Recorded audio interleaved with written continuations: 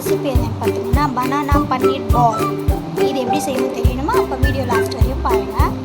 First time எங்கள் சேனலில் பார்க்குறவங்க மறக்காமல் சப்ஸ்கிரைப் பண்ணிக்கோங்க. வணக்கங்க, நான் உங்களுக்கு சாந்தி பேசுகிறேன். இன்றைக்கி நம்ம என்ன செய்ய போகிறோம்னா ஒரு பன்னீரும் நேந்திரம் பழத்தையும் வச்சு ஒரு போண்டா செஞ்சுக்கலாங்க.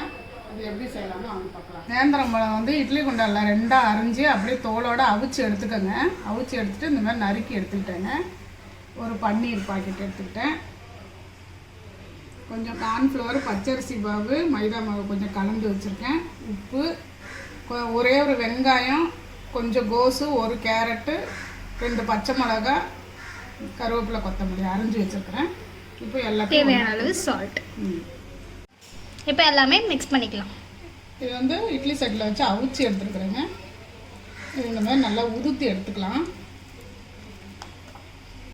இந்த மாதிரி நல்லா பிசைஞ்சிக்கிட்டாங்க. அடுத்து என்ன சேர்க்க போகிறீங்க? அடுத்து பன்னீரை போட்டுக்கலாம். ஓகே, பன்னீரை சின்ன சின்னதாக கட் பண்ணி வச்சுருக்காங்க. ஸோ பன்னீர் ஆட் பண்ணியாச்சு. இப்போ இந்த வெஜிடபிள் போட்டுக்கலாம்.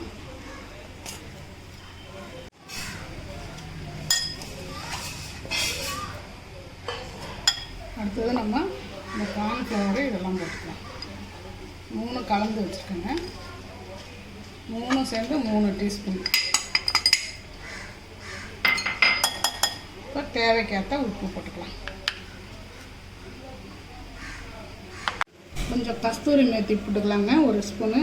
1 ஸ்பூன் மிளகாத்தூள், 1/2 டீஸ்பூன் கரம் மசாலா தூள். இப்போ மசாலாவை ஆட் பண்ணிக்கலாங்க. இதில் இப்போ எல்லாத்தையும் சேர்த்து ஒன்றா போட்டு பிசைஞ்சு எடுத்துக்கலாம். தண்ணி ஊற்றாமல் முதல்ல பிசைஞ்சிக்கலாம். தண்ணி தேவைப்பட்டால் மட்டும் நம்ம தண்ணி ஊற்றிக்கலாம். கொஞ்சம் தண்ணி தொளிச்சுக்கலாம்.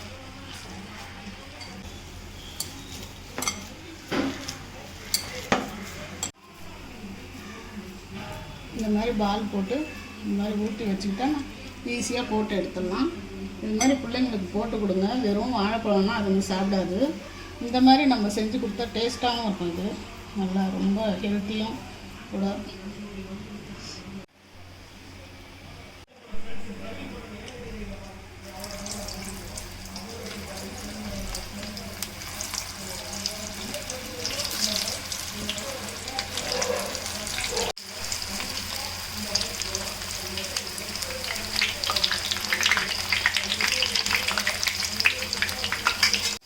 பாருங்க, பார்க்கவே எவ்வளோ சூப்பராக இருக்குது பாருங்கள்.